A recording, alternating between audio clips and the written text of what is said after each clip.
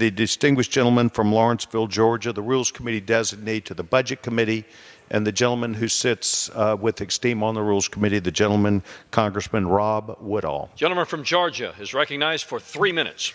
Thank you very much, Mr. Speaker, and I thank my chairman for yielding me the time. We were in the Rules Committee last night, Mr. Speaker, and we were having the same kind of conversation. We were going through the list one by one of all the families and how folks were going to benefit, about the children and graduate students, folks facing medical challenges. We went through one by one and talked about all the folks who were going to benefit from this great tax cut. And it was powerful. But I was reminded, Mr. Speaker, that when we started this conversation, it wasn't even a tax cut conversation. It was an economic growth conversation, Mr. Speaker. It was an economic growth conversation. Where we have ended up is there are going to be tax benefits for every single working family in the country. But where we started was, how do we get those wages for working families up? How do we get job creation up? How do we get America growing not at these stagnant rates of the Obama years, but back at powerful rates, as we saw in the Bush years, as we saw in the Clinton years, as we saw in the Reagan years. That was the conversation.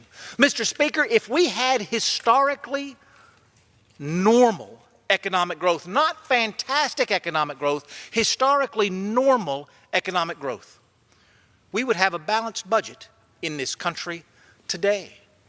There is an economic consequence of economic failure.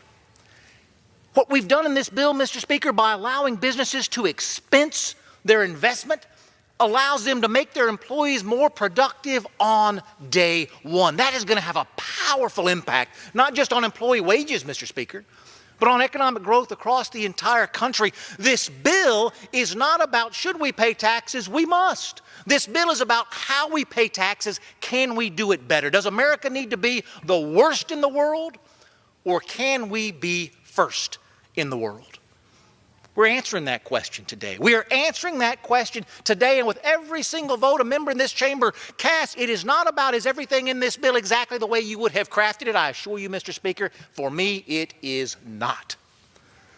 The question is, does this bill move us in a direction of competitiveness across the globe? It does. The question is, does this bill focus on wages and growing those wages? It does. The question is, in this opportunity that we have, did we take it or did we waste it?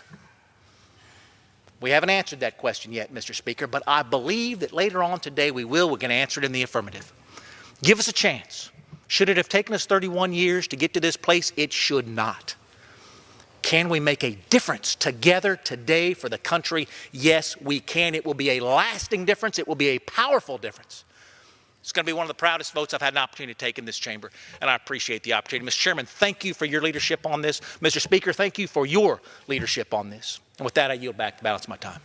Gentlelady from New York. Let me